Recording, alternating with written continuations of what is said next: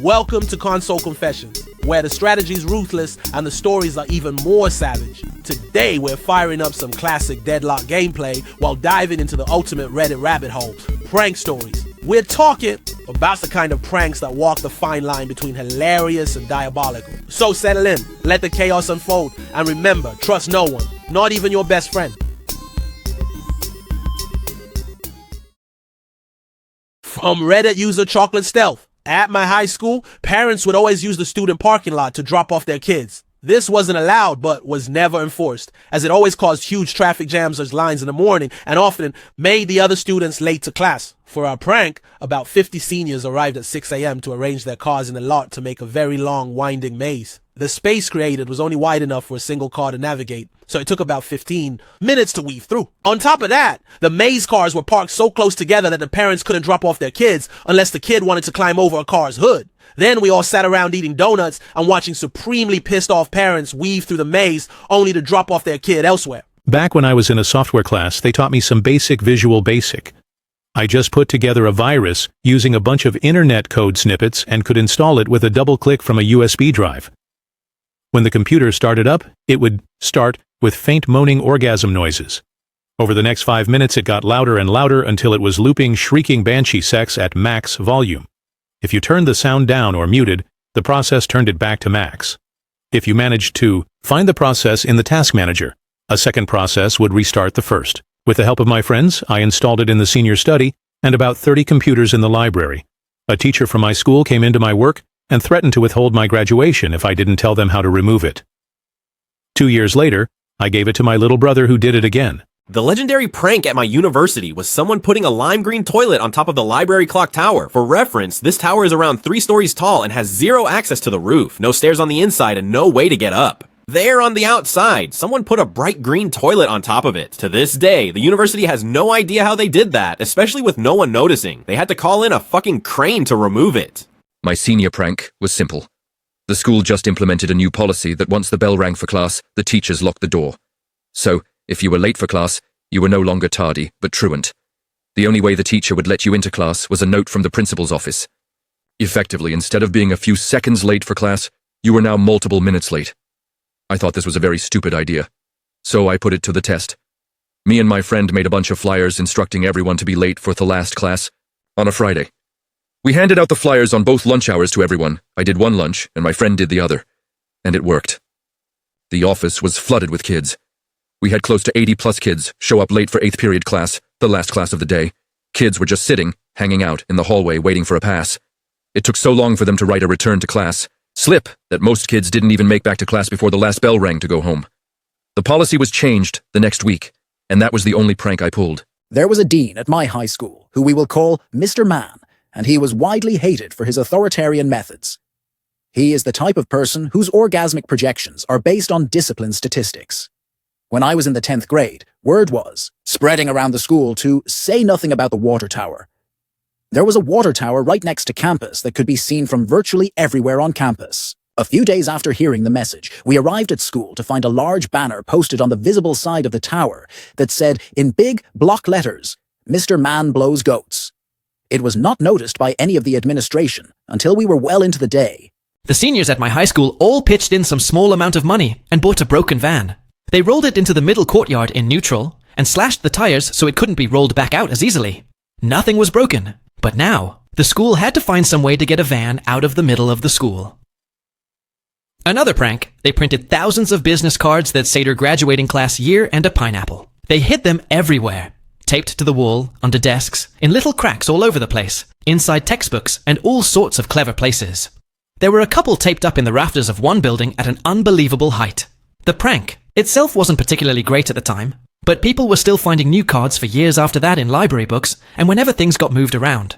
It had a long legacy. From Reddit user Gavalago. At my high school, some students bought a bunch of chickens and released them in the cafeteria, and they started running around like crazy. We all thought it was pretty funny because a bunch of teachers were chasing around after them, so it caused quite the scene. The same students that year also ordered a bunch of taxis to show up at the end of the day to cram the school parking lot. It took quite a while for everyone to leave that day. They also brought a bunch of barbecues and started barbecuing hot dogs and burgers for everyone. It was quite a fun day. My class covered the vice principal's car in our uniform pants, because she was always the one to catch catch people out of uniform and force them to change. It wasn't very legendary, but it was funny. We also lied down in the hallways right as the bell for first period rang, covering pretty much all the floor space. Teachers were furious because we prevented all other grades from getting to their classes on time. I was the designated prankster for my graduating class. I collected as much money as I could from my classmates, getting them to chip in a few bucks each over the course of a week.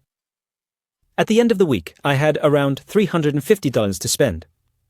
I spent the following weekend driving to every dollar store in a 100-mile radius and buying every single one of their battery-powered alarm clocks. I then drove home with my back seat and trunk stacked with clocks and got to work. Over the next 2 days, I programmed every single one of them to go off at random points throughout the day for maximum annoyance. Once they were all programmed, I got into the school after close and hid them everywhere. I hid clocks in lockers, I hid clocks in desks, I hid clocks above the tiles in the drop ceiling. There were clocks hidden in almost every classroom, most of them hidden so well that it took a decent amount of time to find them and shut them up. My personal favorite was putting some of the smaller clocks behind blank outlet covers. The next day I woke up and got my ass to school as fast as I could. I had set all of the alarms to start going off at 9 a.m. during first period so they would have the maximum effect.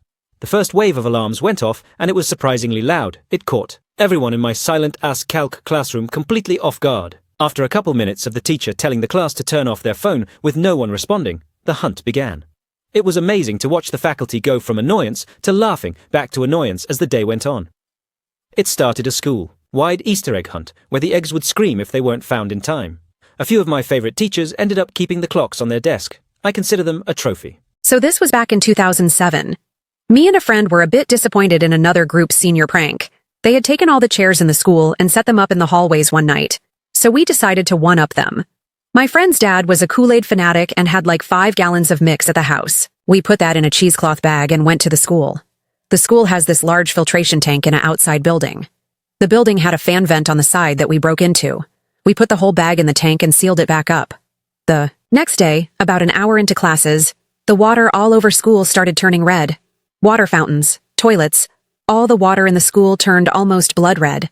The principal was freaking out trying to figure out what happened and sent the students home and called the cops. Apparently, a hazmat team was called in to test the contaminant. Needless to say, me and my friend told no one until well after graduation. From Reddit user Aaron Sexel.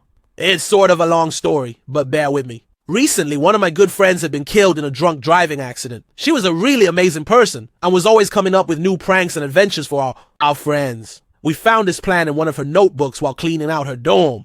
We had the school dean call my dad, who pretended to be a scholar of teenage sexuality, and had him convince the dean that he was coming to school to give us a talk on sexual deviancy in adolescence. The dean agreed and planned to give an all-school assembly for the speaker. We then hired a local male stripper and gave him a speech written the way our dead friend would have done it. The day of the assembly arrived, and the whole school came to watch the speech. The stripper was dressed how an intellectual would dress, so no one suspected a thing. He was handed the microphone and began his speech about the dangers of the patriarchal paradigm. A few sentences in, one of our friends yelled, "You're hard!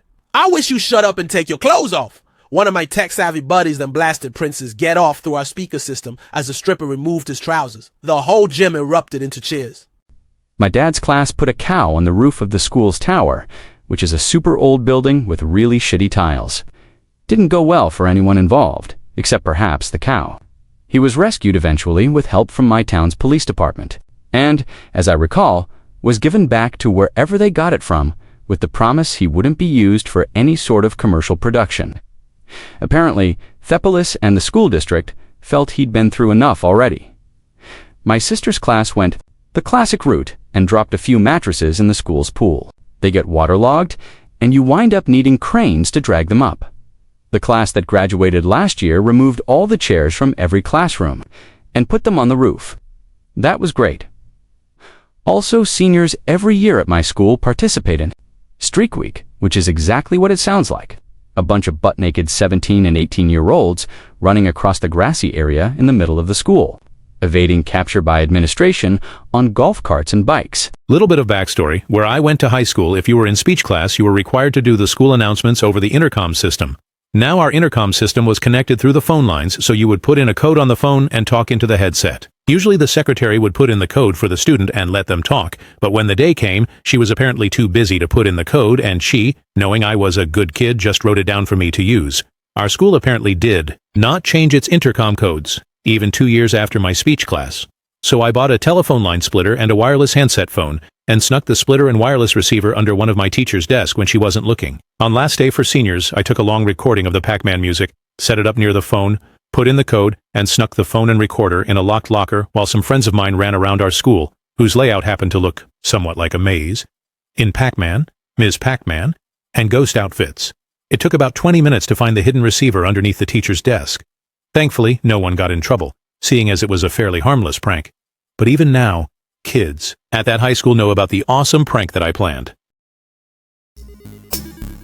And that's a wrap on today's wild ride through petty revenge, prank wars, and perfectly timed payback. All while we strategized in Deadlock. If you enjoyed these confessions, make sure to hit the like button. Got a story of your own or a favorite subreddit thread we should cover? Drop it in the comments. We check them all. And don't forget to subscribe so you never miss the next confession from the console.